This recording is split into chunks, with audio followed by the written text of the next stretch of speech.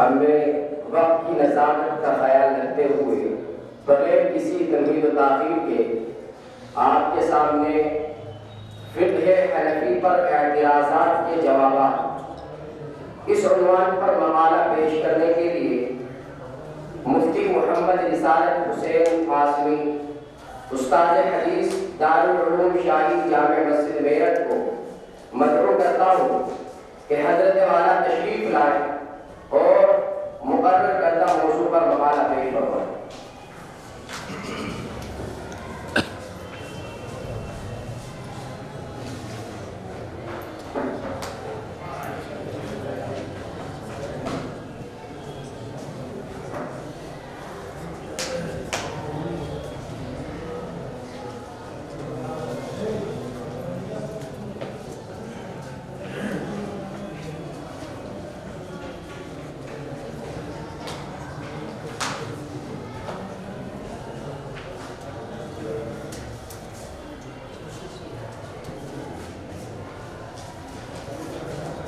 السلام علیکم ورحمۃ اللہ وبرکاتہ۔ نحمده ونصلی علی رسوله الکریم، اما بعد فقد قال النبی صلی اللہ علیہ وسلم من یرید اللہ به خیرا یفقهه فی الدین، او کما قال علیہ الصلاۃ والسلام۔ بزرگوں اور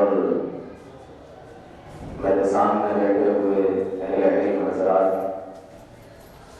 بظاہر تو اس گفتگو کا عنوان مقالہ یا محاضرہ ہے، لیکن میں اس کو آپ حضرات کے روبرو کھڑے ہو کر مقالہ یا محاضرے سے تعبیر کرنے سے بہتر سمجھ رہا ہوں تکرار کا لفظ، اس لیے کہ میری وہ حیثیت یا وہ مقام نہیں ہے کہ آپ اہل علم سے میں اس انداز میں گفتگو کروں کہ بحیثیت محاضر میں حاضر ہوں اور آپ کے سامنے کسی موضوع پر گفتگو کر سکوں۔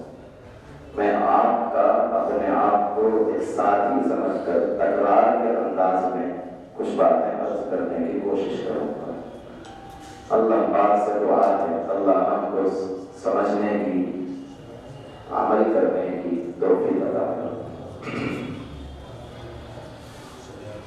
جس موضوع پر گفتگو کرنے کا حکم ہے اس کا عنوان ہے فقہ حنفی پر اعتراضات اور اس کے جوابات۔ آپ حضرات کی فائل میں میرے خیال سے یہ محاضرہ موجود ہوگا۔ وقت کی قلت کی وجہ سے پورے محاضرے کو پڑھ کر پیش نہیں کیا جا سکتا ہے، محاضرہ اسی لیے فائل میں رکھ دیا جاتا ہے تاکہ وقت کے اس محدود دائرے میں جتنی گفتگو آ سکے وہ آ جائے، باقی مطالعے کے ذریعے سے اس علم سے استفادہ کر لیا جائے۔ دو تین باتیں عرض کر دیتا ہوں اصولی طور پر، اس کے بعد جو اعتراضات میں نے اس مختصر سے کتابچے میں یا مقالے میں درج کیے ہیں 19، ان میں سے جو آ سکیں گے وہ آ جائیں گے، جو رہ جائیں گے آپ از خود اور اصول کی روشنی میں انشاءاللہ حل کر لیں گے۔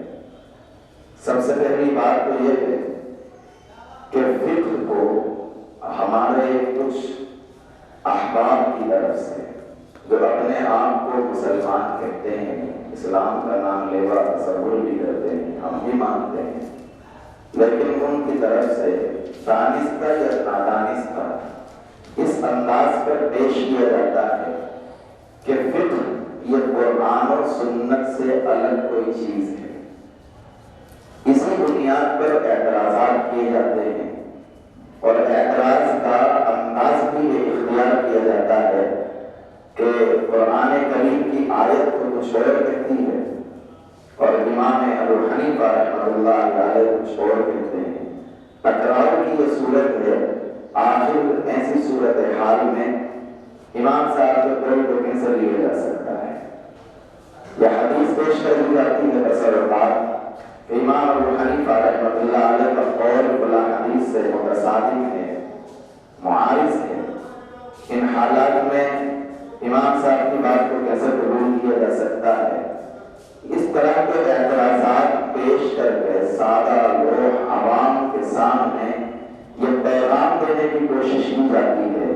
کہ فقہ یہ قرآن و سنت سے الگ کوئی ایک اور شے ہے جس کو ائمہ مجتہدین نے اپنے اپنے مسلک کے نام سے افراد کے درمیان، امت کے درمیان رائج کر دی ہے۔ تو پہلی بات یہ ذہن میں رکھنے کی ہے کہ فقہ قرآن و سنت سے الگ کوئی چیز نہیں ہے، بلکہ فقہ قرآن و سنت کا نچوڑ ہے۔ آپ مثال سے یوں سمجھ سکتے ہیں، مختلف قسم کے پھل ہمارے درمیان رائج ہیں، کبھی ان پھلوں کو ڈائریکٹ استعمال کر لیا جاتا ہے، ہم کھا لیتے ہیں، کبھی ہمارے اندر اتنی صلاحیت نہیں ہوتی، ہمارے دانت اتنے مضبوط نہیں ہوتے کہ ہم اس پھل کو ڈائریکٹ کھا سکیں۔ تو اس پھل کے استعمال کا طریقہ یہ ہوتا ہے کہ اس کا جوس نکال لیا جاتا ہے، اور پھر جس کے دانت ہیں وہ بھی، اور جو دانت سے محروم ہے وہ بھی بآسانی اس سے استفادہ کرتا ہے، اور اس کے جسم کی جو غذا بنتی ہے اس کی تقویت کا سامان بنتی ہے۔ قرآن و سنت اپنے مقام کے اعتبار سے اس بلندی پر ہے کہ ہر کس و ناقص اس کو سمجھ نہیں سکتا۔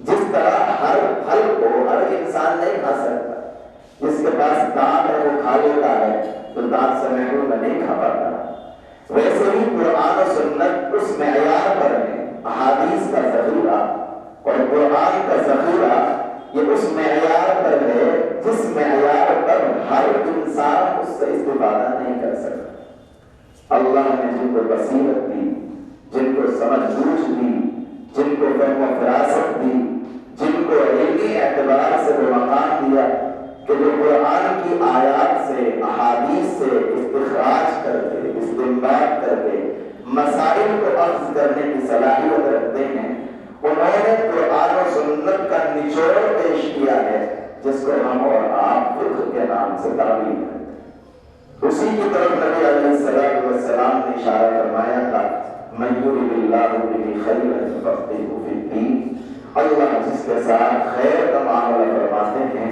دین کی سمجھ یعنی احکام شرعیہ کی سمجھ۔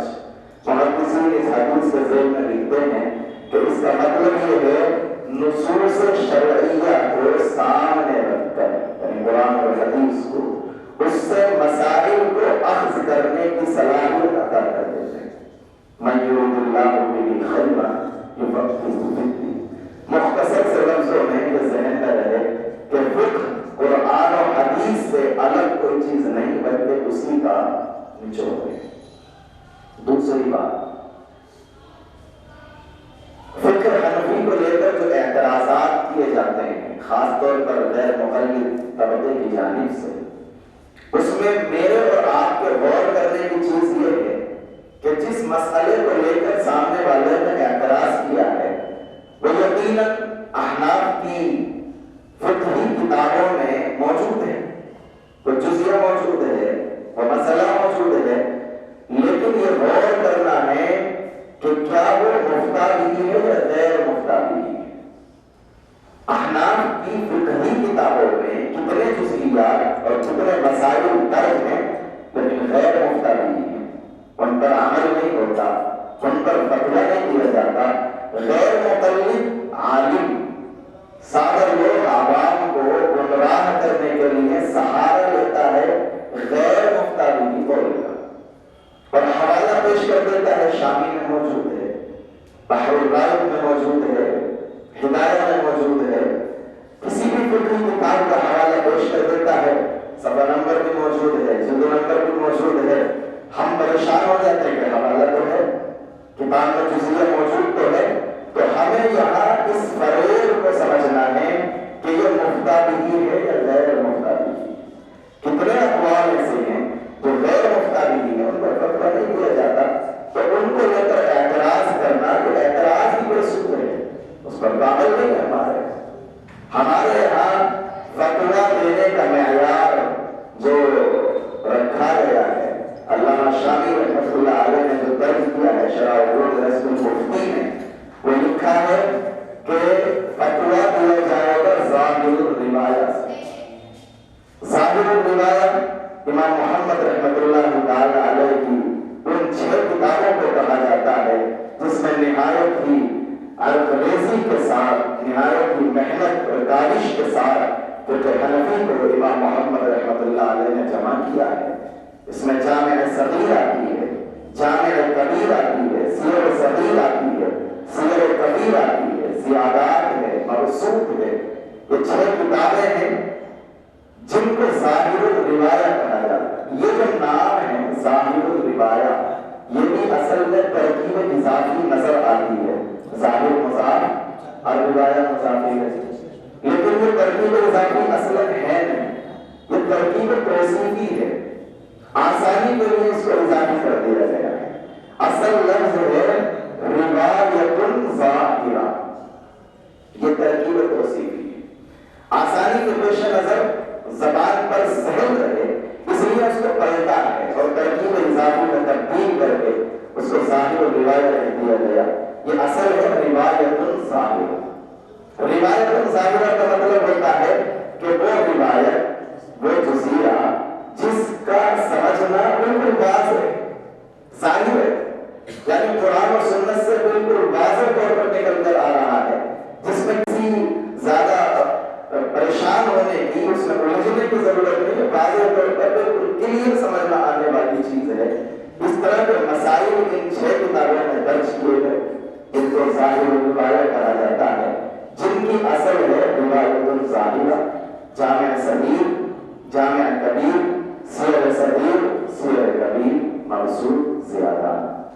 تو اس چیز کو ذہن میں رکھیں. نمبر 2 کہ معترض نے جو اعتراض کیا ہے وہ کہیں ایسا تو نہیں کہ ایسی روایت کو لے کر اعتراض کیا ہے جو ظاہر الروایہ میں موجود نہیں ہے، بلکہ نوادرات میں ہے.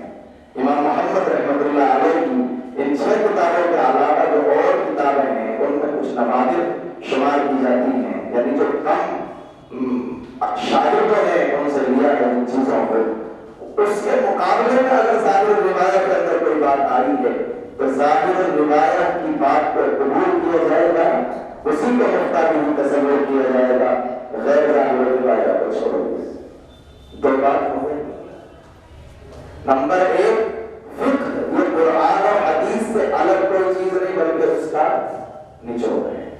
نمبر 2 جب اعتراض ہوگا تو بسا اوقات غیر ظاہر الروایہ عبارت کو لے کر اعتراض کر دیا جائے گا. ہمیں وہاں یہ سمجھنا ہے کہ یہ ظاہر الروایہ ہے یا غیر ظاہر الروایہ، یعنی مفتہ بھی ہے یا غیر مفتہ بھی.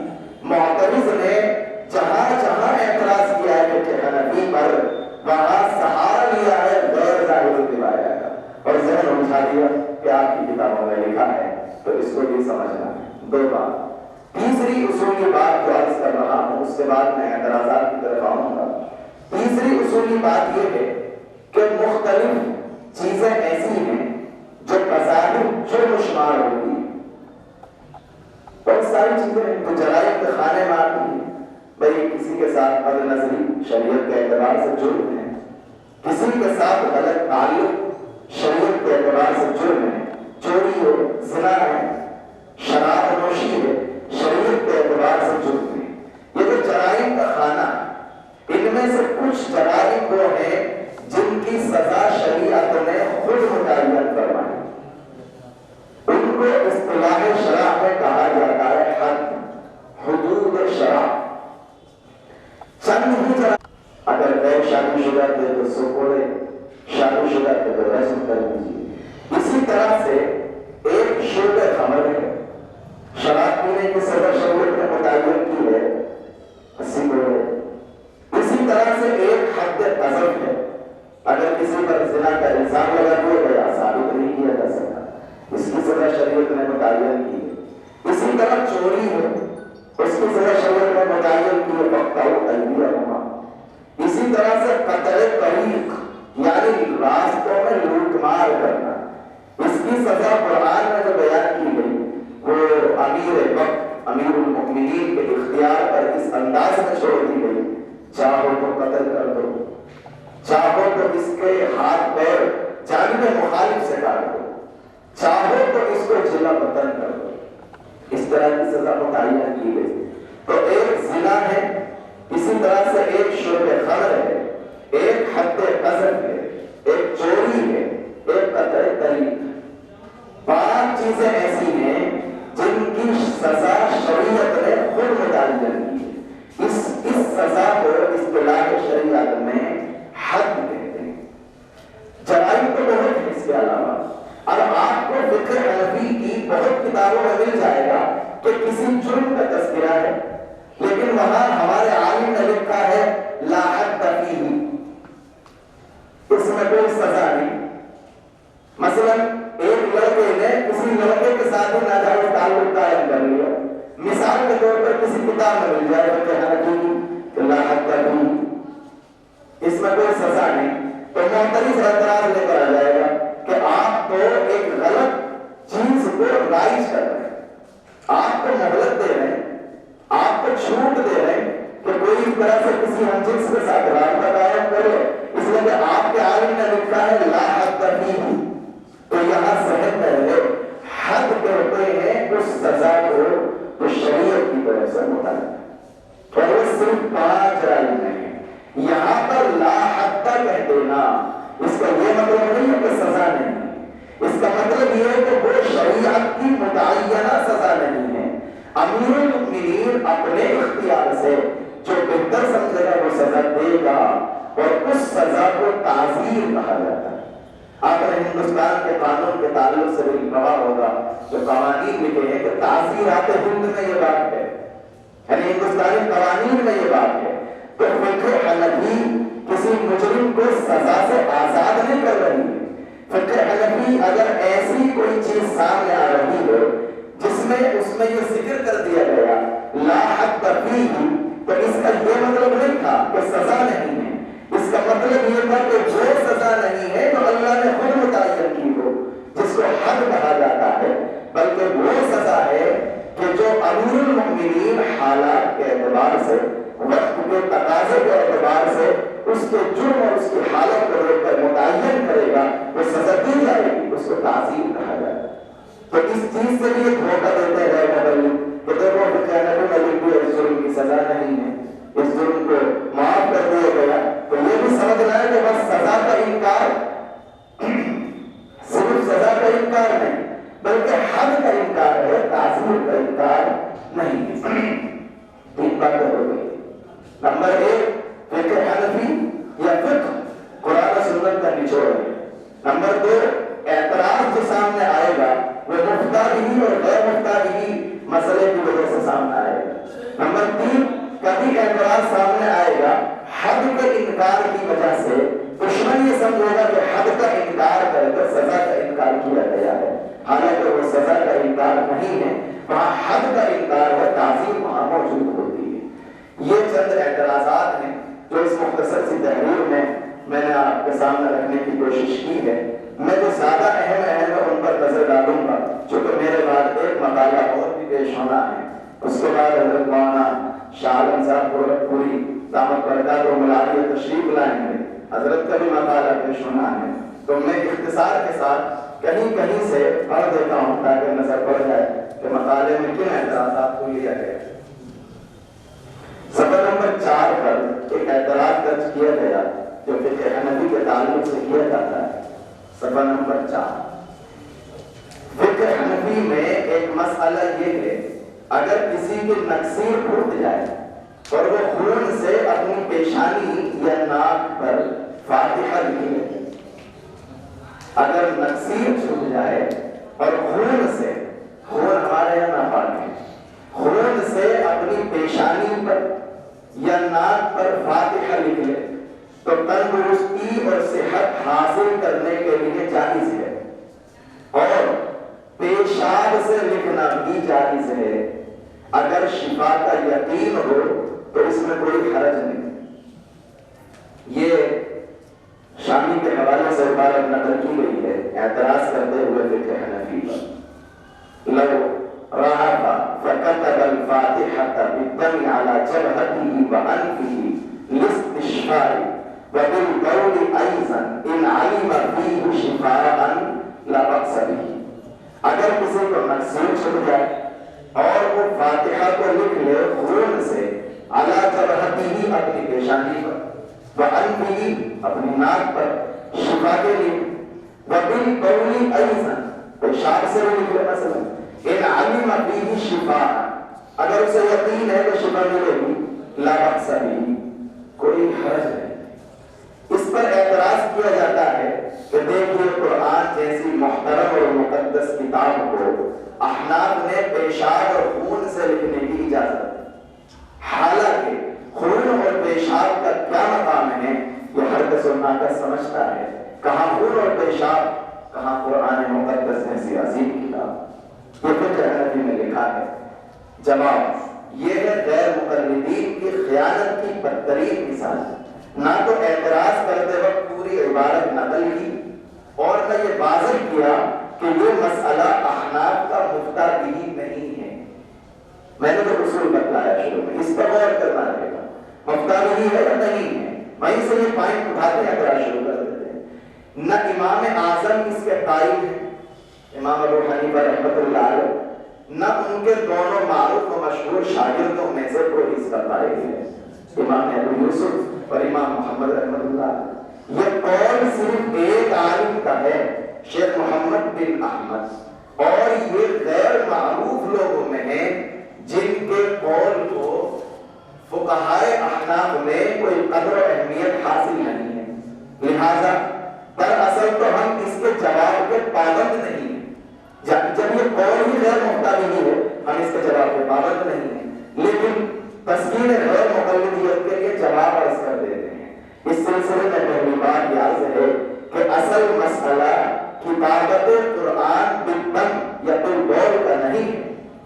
اصل بات یہ نہیں ہے کہ پیشاب سے یا خون سے قرآن کو لکھنا درست ہے یا درست نہیں، اصل بحث یہ ہے ہی نہیں، بلکہ اصل مسئلہ تداوی بالحرام کا ہے، یعنی حرام شے کے ذریعے اپنی بیماری کا علاج کیا جا سکتا ہے یا نہیں کیا جا سکتا، کسی بھی حرام شے کے ذریعے، یہ اصل بحث ہے، یعنی حرام اشیاء کے ذریعے علاج کی اجازت ہے یا نہیں۔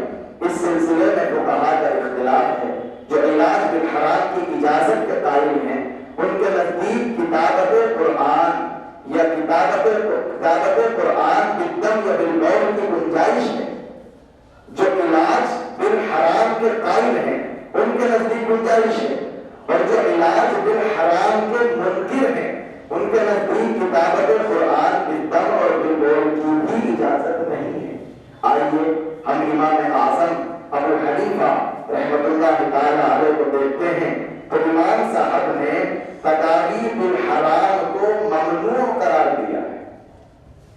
جب انہوں نے تداوی بالحرام کو ممنوع قرار دے دیا تو یہ کتابت قرآن بالدم بھی اسی دائرے میں آتی ہے، لہٰذا ان کے نزدیک تو حرام ہو جائے گی، جیسا کہ پچھلے صفحے میں آیا بھی کہ امام ابو حنیفہ رحمۃ اللہ علیہ اس کا قائل نہیں ہے، نہ ان کے دونوں شاگردوں میں سے کوئی اس کا قائل ہے، یہ تو ایک غیر معروف قول ہے جو یہاں پر منسوب ہے حنفی عالم کی طرف۔ تو امام اعظم ابو حنیفہ کو دیکھتے ہیں، امام صاحب نے تداوی بالحرام کو ممنوع قرار دیا ہے، حتیٰ کہ اگر جان جانے کا خطرہ ہو تب بھی حرام شے کے ذریعے علاج کی اجازت نہیں ہے۔ شامی کی عبارت میں موجود ہے حتیٰ لو یخشى علیہ الموت وقد علم انه لو كتب فاتحة الكتاب بالاخلاص بذلك الدم على جبهته ينقطع فلا يرخص فيه، یہاں تک کہ اگر اس کو موت کا ڈر ہے، لو یخشى علیہ الموت، اور اسے معلوم ہے کہ اگر وہ فاتحۃ الکتاب یعنی سورۃ الفاتحہ کو یا سورۃ الاخلاص کو اس خون سے اپنی پیشانی پر لکھ لے گا تو یہ خون منقطع ہو جائے گا۔ علامہ شامی نے لکھا ہے لا یرخص فیہ، گنجائش نہیں ہے، اجازت نہیں ہے۔ تو اعتراض کیا گیا نکسیر کے موقع پر قرآن کے لکھنے کے تعلق سے ہمارا سیدھا سا جواب یہ ہے کہ غیر مختلف قول ہے، اور اس کے بعد دوسرا جواب یہ ہے کہ امام ابو حنیفہ رحمۃ اللہ علیہ اس کا قائل ہی نہیں ہے، امام ابو یوسف رحمۃ اللہ علیہ اس کا قائل ہی نہیں ہے، امام محمد اس کا قائل نہیں، تو اعتراض کس بات ہے۔ دوسری بات، اگر ہم علی سبیل التنزل، یہ مان لے کہ جائز ہے، مان لیتے ہیں بات، یعنی ہمارے ایک فقہ حنفی کے عالم نے لکھ دیا مان لیجیے کہ جائز ہے، تو اس میں پریشانی کیا ہے؟ اب ہم یہ عرض کرتے ہیں کہ کتنے مقامات ایسے ہیں جہاں حرام اشیاء کو اضطرارً جائز قرار دیا جاتا ہے شریعت میں. کتنی مثال ہے آپ دیکھیں قرآن کریم کی آیت، اللہ پاک ارشاد فرماتے ہیں فَمَنِ اسْتُرَّ غَيْرَ بَاغٍ وَلَا عَادٍ فَلَا إِثْمَ عَلَيْهِ. بندہ اگر اضطرار کی حالت میں ہے، اسے یہ لگتا ہے کہ یہ ایک گلاس میرے پاس شراب ہے، میری جان خطرے میں ہے، اگر میں نے اس میں سے ایک گھونٹ نہ لیا تو مر جاؤں گا، اور اس کے علاوہ کوئی راستہ نہیں ہے بچنے کا. قرآن کہتا ہے فَمَنِ اسْتُرَّ غَيْرَ بَاغٍ وَلَا عَادٍ فَلَا إِثْمَ عَلَيْهِ. تو حالت اضطرار میں حرام شے کی اجازت تو خود قرآن بھی دیتا ہے. ایک موقع پر قرآن نے کہا فَمَنِ اسْتُرَّ فِي مَخْمَصَةٍ غَيْرَ مُتَجَانِفٍ لِإِثْمٍ فَإِنَّ اللَّهَ غَفُورٌ رَحِيمٌ. جو بندہ مخمصے میں دشواری میں پھنس گیا ہو، شرط یہ ہے کہ غیر متجانف للاسم، گناہ کے لیے وہ ایسا تجاوز نہ کر رہا ہو، اللہ معاف کر دے گا. تو حرام اشیاء کی اجازت حالت اضطرار میں خود قرآن نے دی. اب ہم لامذہب ٹولے سے یعنی غیر مقلدین سے یہ پوچھیں کہ آپ کا اعتراض فقہ حنفی پر ہے یا آپ کا اعتراض قرآن کریم پر ہے؟ بھائی قرآن کریم نے بھی تو حرام شے کو جائز کر دیا. قرآن نے بھی تو کہا کہ مردار کو اضطرار کی حالت میں کھا سکتے ہو. قرآن نے بھی تو کہا کہ شراب کو اضطرار کی حالت میں پی سکتے ہو بقدر ضرورت. تو آپ اعتراض فقہ حنفی پر کرتے ہیں یا قرآن پر کرتے ہیں؟ اس کے ذیل میں، اس کے دائرے میں آپ آئیے اور قرآن کے ان آیات کے حوالے سے بات کریے. اس کی تفصیلات کو مزید آپ پڑھ لیجیے گا، لمبا جواب ہے تھوڑا سا. اسی طرح سے آگے چل کر میں ایک اور اعتراض ہے فقہ حنفی کا مسئلہ ہے جو مختار کے اندر مرد انتہائی مغرب. میں نے بہت اختصار کے ساتھ کو جواب دیا، پوری تفصیل آپ پڑھ لیجیے گا، تو وقت ختم ہونے والا. 19 اعتراض تھے. مرد انتہائی مغرب میں ہو یعنی بالکل پچھم میں، اور عورت انتہائی مشرق میں، اتنے فاصلے پر کہ دونوں کے درمیان سال بھر کی راہ ہو، 1 سال کی مسافت ہو. کسی طرح ان کا نکاح کر دیا گیا بذریعہ خون. اس کی تفصیلات آپ کو معلوم ہوں گی کہ بذریعہ خون میں نکاح ہو جاتا ہے اس کی شکل میں، اس میں نہیں جاتا. ان کا نکاح کر دیا گیا. اگر بعد تاریخ نکاح عورت 6 ماہ میں بچہ جنے، نکاح کی تاریخ کے 6 مہینے کے بعد بچہ پیدا ہو گیا، تو یہ بچہ ثابت النسب ہوگا، حرامی نہیں کہلائے گا، بلکہ اس مرد کی کرامت تصور کی جائے گی. در مختار صفحہ 2 جلد 2 صفحہ 140. اعتراض ہے اس کو لے کر کے دیکھیے کہاں وہ ہے انتہائی مغرب میں، کہاں وہ انتہائی مشرق میں. نکاح کے 6 مہینے گزرے کر رہے نسب ثابت ہوگا. جواب، یہ اعتراض در حقیقت مسائل شرعیہ میں عقلی گھوڑے دوڑانے کی پیداوار ہے. جو ہمیں کہتے ہیں نا تو غلام کو خود عقلی گھوڑے دوڑا رہے ہیں اس میں، اس لیے کہ صحیح حدیث نبی صلی اللہ علیہ وسلم ہے الولد للفراش. بچہ اس کا ہوتا ہے جس کے لیے فراش ثابت ہو، اور فراش ثابت ہوتا ہے نکاح سے. بچہ بچھونے کا ہے، یعنی جو شخص بچھونے کا مالک ہے بوجہ نکاح بچے کی نسبت اور اس کے نسب کا ثبوت اسی شخص سے ہوگا. ہاں یہ ضرور کہا جا سکتا ہے کہ فقہائے احناف نے اس کو کرامات کے قبیل سے مانا ہے، کرامات کو شامل کر دیا. تو ظاہر ہے آقا مدنی صلی اللہ علیہ وسلم کی حدیث سے اس کو عمل میں لانا اور یہ صورت بطور کرامت ہی ممکن ہے. بصورت دیگر زنا لازم آئے گا، حالانکہ زنا کے ثبوت کے لیے بھی گواہ چاہیے. بھائی اگر بچے کا نسب ثابت نہیں مانو گے تو زنا لازم آئے گا، اور زنا کے ثبوت کے لیے بھی تو گواہ چاہیے. زنا کیسے ثابت کرے گا؟ اس کے لیے بھی گواہ چاہیے. تو لامحالہ یہ بچہ اسی شوق کا مانیں گے اور اس کی کرامت سمجھیں گے کہ کرامت میں سالوں کا سفر مہینوں اور لمحوں میں کیا جا سکتا ہے. کرامت ایک سال کی مسافت کو بہت تھوڑے وقت میں کیا جا سکتا ہے، اور قرآن کریم میں موجود ہے۔ حضرت سلیمان علیہ السلام کے وزیر آصف بن برخیہ کا واقعہ موجود ہے، جو تخت مہینوں کی مسافت پر تھا، وہ آن کی آن میں لے آیا، اور اس نے حضرت سلیمان سے کہا انا آتی کا قبل ان یرتد الیک طرف، پلک جھپکنے سے پہلے لے آؤں گا۔ تو پلک جھپکنے سے پہلے مہینوں کی مسافت سے اگر تخت آ سکتا ہے کرامت کے طور پر، تو اس کو کرامت پر کیوں محمول نہیں کیا جا سکتا؟ رعایا کے غیر مقلد جو کرامت کا بھی انکار کرتے ہیں، تو کہتے ہیں کرامت کوئی چیز ہی نہیں ہے، تو سنیے گا، لہٰذا اس کا انکار تو صرف وہی شخص کر سکتا ہے جو کرامت کا منکر ہو، حالانکہ خود غیر مقلدین کرامات کے قائل ہیں، بظاہر منکر ہیں لیکن ہے قائل۔ کیسے قائل ہیں؟ ان کے اکابر کے حوالے سے کرامات پر مبنی ایک کتاب کرامات اہل حدیث کے نام سے مارکیٹ میں موجود ہے، تصنیف شدہ ہے، کرامات اہل حدیث۔ تو بظاہر تو کرامات کا انکار کرتے ہیں لیکن حقیقت وہ کرامات کا اقرار کرتے ہیں، لہٰذا اس کو کرامت کے طور پر مانا جائے گا۔ اچھا، خود غیر مقلدین کے گھر میں بھی جھانک کے دیکھ لیں، اس سلسلے میں خود غیر مقلدین علماء کی تحریرات بھی بطور استشہاد پیش ہیں۔ چنانچہ مولوی عنایت اللہ اثری لکھتے ہیں، وہ بچہ غیر مقلد عالم لکھتے ہیں، وہ بچہ اس لیے صحیح النسب ہے کہ بطور کرامت استخدام الجن سے، یعنی جن کی مدد سے میاں بیوی کا ملاپ ممکن ہے کہ وہ اس کے پاس گئی ہوگی یا وہ اس کے پاس آیا ہوگا۔ مولوی عنایت اللہ اثری اپنی کتاب عیون زمزم میں صفحہ نمبر 19 پر یہ بات لکھتے ہیں۔ اسی طرح سے ایک اور عالم ہے مولانا محمد جوناگری، وہ لکھتے ہیں کہ حدیث نبوی صلی اللہ علیہ وسلم ہے الولد للفراش، اس کے تحت بچہ صاحب فراش کو ملے گا، کیونکہ فراش کے عمل کا موجب یہی ہے کہ بس لازمی ہے کہ آپ کے اس حکم اور فتوے کو یوں ہی تسلیم کر لیا جائے۔ یہ مولانا محمد جوناگری نے لکھا فتاوی نبوی صفحہ 67 پر۔ تو بھائی اپنے گھر کی خبر لے لو، پہلے اپنے گھر میں جھانک کے دیکھ لو کہ تمہارے علماء نے کیا لکھا ہے، بعد میں ہی کسی دوسرے پر حملہ کر لینا۔ آپ کے گھر کے علماء نے خود کس قسم کی باتیں لکھی ہیں، وہ ایسی باتیں ہیں جو ہمارے نظریے کی تائید کرتی ہیں، لہٰذا اس کو بھی دیکھا جائے تو ہمارا نظریہ ثابت ہوتا ہے۔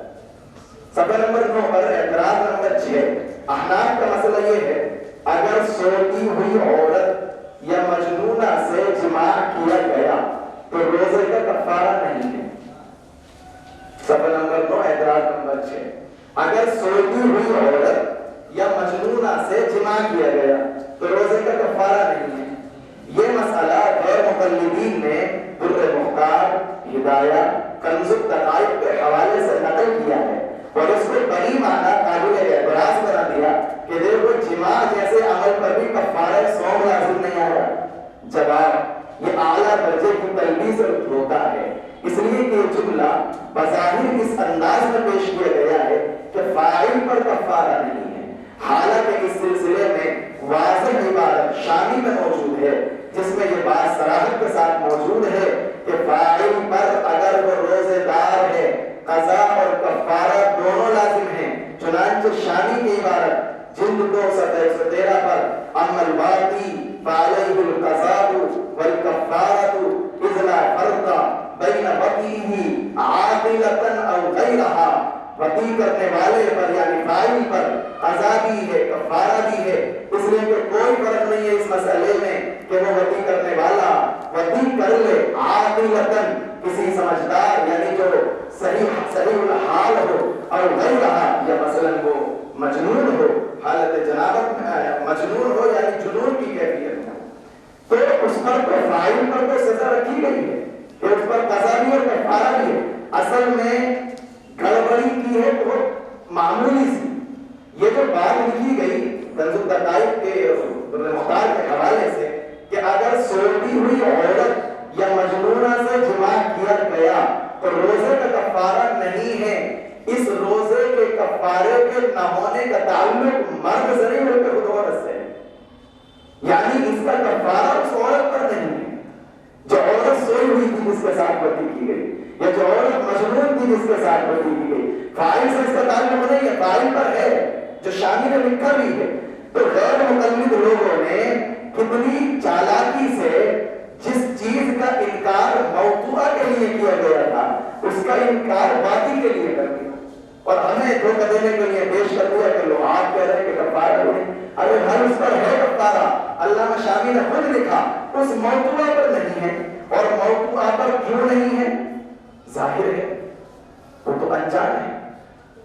آپ دیکھیے گا رہا معترض کا اعتراض تو وہ عبارت موضوع سے متعلق ہے، اور ظاہر ہے کہ اس کا اس عمل صحبت میں کوئی دخل نہیں ہے، یا تو وہ نائمہ ہے یا مجنونہ ہے، اور جب بلا قصد و ارادہ یہ عمل ہو رہا ہے تو اس پر قضا لازم ہوگی لیکن کفارہ لازم نہیں ہوگا، کیونکہ اس کا قصد و ارادہ اس میں ہے ہی نہیں۔ چنانچہ ہدایت میں موجود ہے اذا جمعت النائمۃ والمجنونہ وہی صائمۃ علیہا القضاء دون الکفارہ، صفحہ 227 پر جب نائمہ یا مجنونہ سے اس حال میں صحبت کی جائے کہ وہ روزگار ہو تو اس پر قضا لازم ہے نہ کہ کفارہ۔ تو کفارے کا جو انکار ہے وہ باقی کے لیے نہیں ہے بلکہ موضوع کے حوالے سے۔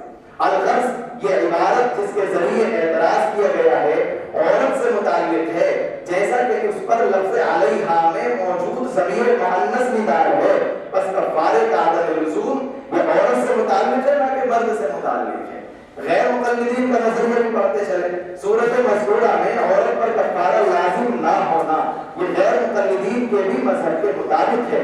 چنانچہ غیر مقلدین کی کتاب فقہ الحدیث کے صفحہ 17 پر لکھا ہے جو کوئی روزہ جان بوجھ کر توڑ ڈالے تو اس پر کفارہ ہے، جو کوئی روزہ جان بوجھ کر توڑ ڈالے اس پر کفارہ ہے۔ آپ بتائیے جو عورت نائمہ ہے وہ جان کر توڑ رہی، جو عورت مجنونہ ہے وہ جان کر توڑ رہی، تو مجنونہ ہے وہ تو نائمہ ہے تو وہ جان کر نہیں توڑ رہی، اور غیر مقلد خود لکھ رہے کہ جو جان کر توڑے اس پر کفارہ ہے۔ اس کا مطلب یہ کہ اس عورت پر کفارہ نہیں ہے، اس میں خط کشیدہ لفظ جان بوجھ کر یہ خود اس بات پر دال ہے کہ عورت پر کفارہ نہیں ہے کیونکہ وہ اس کے عمل میں قصد نہیں ہے، اور کفارے کے لزوم کے لیے قصد کا پایا جانا ضروری ہے۔ میرے پاس پرچی آ چکی ہے، ٹائم کے ختم ہونے کے تعلق سے 2-3 اعتراضات کو اختصار کے ساتھ آئے ہیں، اور مجھے خود بھی اندازہ تھا کہ اتنے ہی آ سکیں گے۔ اس میں 19 اعتراضات اس طرح کے تفصیلی ان کے جوابات دیے گئے ہیں، آپ حضرات مطالعہ فرمائیں گے، اور جو بات میں نے شروع میں عرض کی تھی اس کی روشنی میں مطالعہ فرمائیں گے تو سب انشاءاللہ حل ہو جائیں گے۔ دوہرا رہا ہوں ان 3 باتوں کو اور اپنی بات کو ختم کرتا ہوں۔